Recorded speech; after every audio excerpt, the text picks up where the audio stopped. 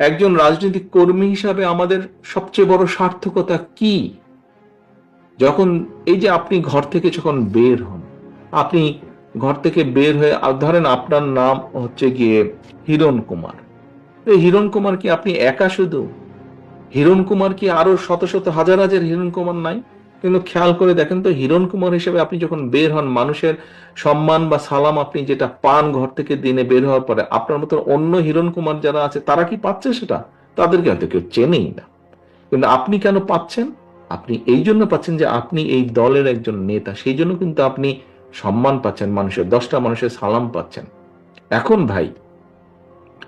ভাই, কথাটা হচ্ছে যে 10টা মানুষ কেন সালাম দিচ্ছে? 10টা মানুষ সালাম দিচ্ছে যে আপনি বিপদে আপদে হোক বা তার ভবিষ্যৎ নিয়ে আপনি কাজ করেন, চিন্তা করেন। কিন্তু আপনি যদি এমন কিছু করেন যেটা তাকে আঘাত করবে, দুঃখ দিবে, আপনার পেছন থেকে সরে যাবে, আপনার পিছনে এখন আপনি সালাম পান, আপনি বের হলে মিছিল করলে সে এসে মিছিলে হয়তো অংশগ্রহণ করে, হয় মধ্যে থেকে বা পিছনে থেকে একজন সমর্থক হিসাবে। কিন্তু আপনি যদি এমন কোনো কাজ করেন যেটাতে সে আঘাতপ্রাপ্ত হবে, সে কি আপনার পেছনে থাকবে? সে কি পাবলিকটা আপনার পিছনে থাকবে? সে যদি না থাকে তো আপনি কিসের নেতা?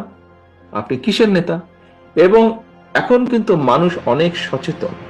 এবং সহকর্মী বৃন্দ, আপনাদেরকে আমি একটি কথা বলি, এটা ব্যক্তিগতভাবে নিবেন না।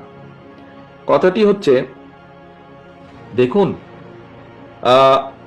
মানুষ আমাদের উপর আস্থা রাখতে চাইছে, আমাদের উপরে অর্থাৎ বাংলাদেশ জাতীয়তাবাদের উপরে। মানুষ অর্থাৎ দল মত নির্বিশেষে সাধারণ মানুষ যারা ভোটার এই দেশের, তারা বিএনপির উপরে আস্থা রাখতে চাইছে। এই আস্থা যদি নষ্ট করার জন্য কেউ কোনো কাজ করে, এমন কোনো কাজ করে যেটাতে আস্থা নষ্ট হবে, তাহলে ভাই তাকে তো আমাদের পক্ষে, আমার পক্ষে টানা সম্ভব না, টানবো না আমি তাকে শেল্টার আমি দেব না।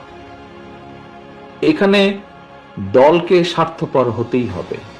কোনো ব্যক্তির কারণে, কোনো নেতার কারণে, কোনো কর্মীর কারণে যদি মানুষের আস্থা নষ্ট হয়, তাকে আমরা ওন করতে পারবো না। বিকজ আমরা বহু ঝড় ঝঞ্ঝার ভিতর দিয়ে আজ এখানে এসে দাঁড়িয়েছি, বহু অত্যাচার নির্যাতনের ভেতর দিয়ে এখানে এসে দাঁড়িয়েছি আজকে আমরা। কাজেই আমাদের পক্ষে আর সম্ভব না যে কেউ নিজের বিষয়, নিজের স্বার্থ নিয়ে এমন কিছু করবে যেটা দলের স্বার্থকে আঘাত করবে, ক্ষতিগ্রস্ত করবে। তাকে আমাদের পক্ষে টানা সম্ভব না। হ্যাঁ, অনেকে ইদানিং কিছু কিছু লোক বলার চেষ্টা করে যে দেখুন, আপনারা নয় কি করছেন, আমাদের মধ্যে কেউ কেউ করেছে, কোনো কোনো সদস্য ভুল করেছে, বিভ্রান্ত হয়েছে, কিছু কিছু আপত্তিকর কাজ করেছে, আমরা আমাদের দলের সাথে তার সম্পর্কটা ছিন্ন করেছি। এতে কি হবে? কেউ কেউ বলে এতে কি হবে সেটা হচ্ছে পরের ব্যাপার, কিন্তু আমি আমার অবস্থান পরিষ্কার করেছি। হ্যাঁ, হয়তো সবগুলা ব্যাপার আমরা এরকম আরো কেউ কেউ করছে, আমরা হয়তো সবগুলা ব্যাপার অ্যাড্রেস করতে পারছি না। যতটুকু আমরা জানছি আমরা সাথে সাথে ব্যবস্থা গ্রহণ করছি, যখন যেটা জানবো ব্যবস্থা গ্রহণ করছি, আমাদের অবস্থান পরিষ্কার করছি।